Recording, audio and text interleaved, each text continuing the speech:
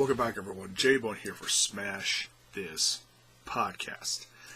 I want to start out by just quick apologizing for the video earlier today and losing my voice towards the end. I pushed myself too much, and I should have known better. And, I'm still getting over bronchitis, and I got to limit myself. I can only be on here so long, and then things start to go downhill quick. So, but we'll try to keep this short and sweet. This is my review for Straight to the Source on the WWE Network with Corey Graves, episode number 1 with the big dog, Roman Reigns. And these are cool. I was bummed out to find out that Bring It to the Table was canceled. Thought that was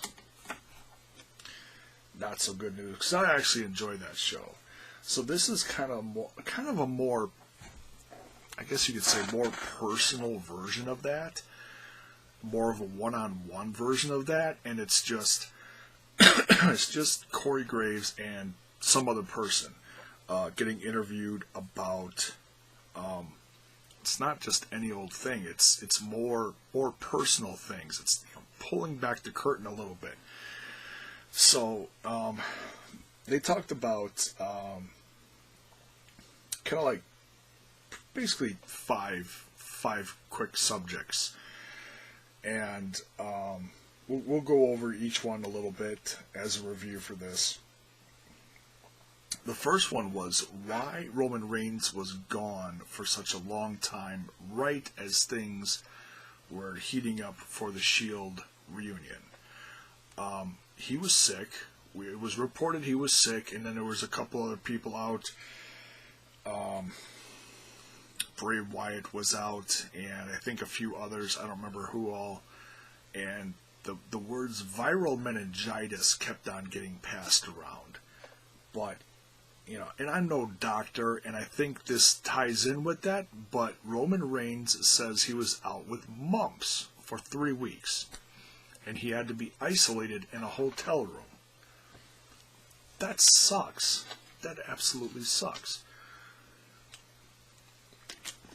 So, nothing weird, just, that's what it was. Mumps is weird because it's one of those really rare viral diseases that you just don't hear about much because there's all the vaccines and everything. But I can identify with that a little bit because 3 years ago I had a very, very rare pneumonia that this doctor said he's only seen a couple of times in his entire life, and this was an old doctor. And this,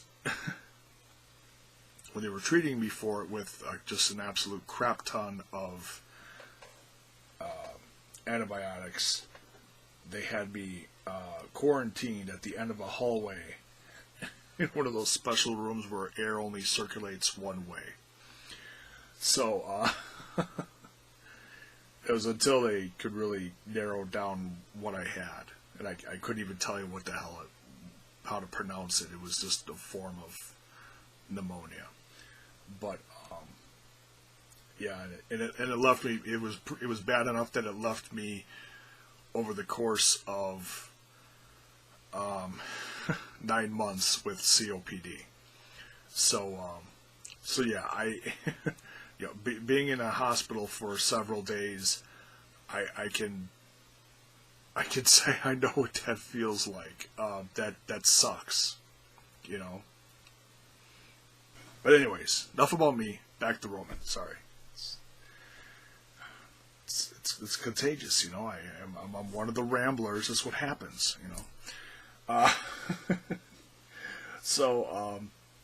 he had mumps for 3 weeks and was isolated in a hotel room. What a crappy deal. But hey, we're glad he's back. And then they were talking about the reunion with the Shield and how how great it was to be back, and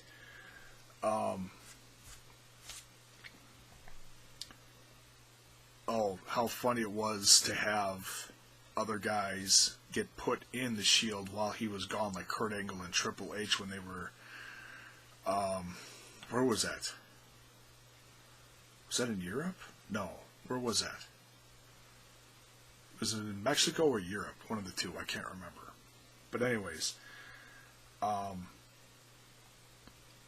so that was funny. And then showing the footage of that. Then they were talking about crowd reactions. And being the guy. He asked him if he was the guy in the top guy in the company. And he sounded a little cocky when he said it, but it's understandable. Roman Reigns is definitely a top guy in the company. I don't know if he's I guess you could say he's the top guy. And I suppose it's also kind of a matter of opinion because, well, he's the IC champ. But right now, it's the biggest championship on Raw. Where's Brock? He's not going to come back for another, 2-3 months? He'll come back at Royal Rumble, I'm assuming. That's, well after the holidays, at the end of January. Maybe he'll come back, at the beginning of January to start a feud. But he's going to be gone for at least another month. So yeah, I would definitely call Roman a top guy, And talking about crowd reactions, polarizing crowd reactions, similar to John Cena, getting cheered through the roof or booed out of the building, and he said he's got a pretty thick skin and he can take it, and that's true. No matter who you are, whether you're at the top of the card or bottom of the card, if you're getting cheered like crazy and you get a big pop, it's awesome. If the crowd hates you and they're booing you, that's also awesome. That means you're doing your job and they hate you. Well, go away heat is another thing, but that's a subject for another time. But if you walk out to crickets, that's not good. You always want to get some kind of pop, yay or nay, or yay or boo, excuse me, And feuding with John Cena, they showed some clips from that, and how he was thankful that he had the chance to feud with Cena because Cena's another top guy, and that Cena really helped him. And then they kind of wrapped up the whole thing talking about The Undertaker. And now they said potentially ending Taker's career. Potentially. That's a weird word. And I'm not going to stick on that too much, but excuse me. Yeah. That leaves it, that makes it sound like maybe you didn't. But who really knows besides Taker, honestly? But still, talking about that moment where he beat The Undertaker, and then Taker left his coat and hat in the ring and left the ring and, walked off into the sunset.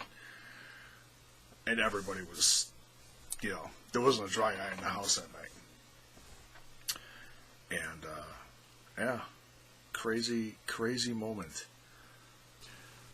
Yeah, he mentioned that everything after that was a big roller coaster of emotions, and that he admitted he wasn't ready for that. He wasn't ready. And that then showing footage of the following evening and the respect that Taker got with the cheers, and then the sea of boos after he cut his like 2-second promo saying it was his yard now and dropped the mic and left. And oh man,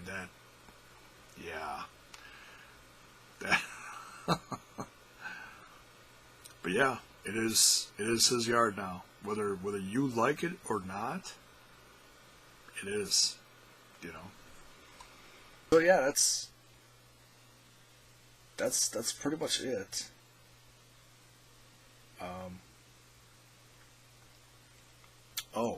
The next episode. This should be a good one. Some people love him, some people hate him. Enzo Amore is the next one. And this is going to be very interesting because Corey Graves has said on multiple occasions, including on Bring It to the Table, his last show, that he can't stand Enzo. So this interview is going to be very interesting. It's either going to be, oh, I can't stand you, let's just get through this, or there'll be like a coming to Jesus moment and they'll squash everything and then it'll end up being an okay interview. I don't know. We'll see. We'll see what happens. It should be interesting. I don't know when they're airing that. I don't think that's next week, but maybe it is. I don't know. I don't know how many they're doing these. They're doing these back to back pretty quickly. I don't know, but we'll see. I'd have to go back and watch this all again. But so yeah, that's it for this one. Thanks for watching. If you haven't subbed yet, hit that subscription and ring that bell for notifications. So that you can keep track of when I put new content out, whether it be something WWE, Impact Wrestling, or indie related, or music related is some of my other stuff that I do on here. So thanks for watching, and yeah, we'll catch you down the road for the next one. Peace.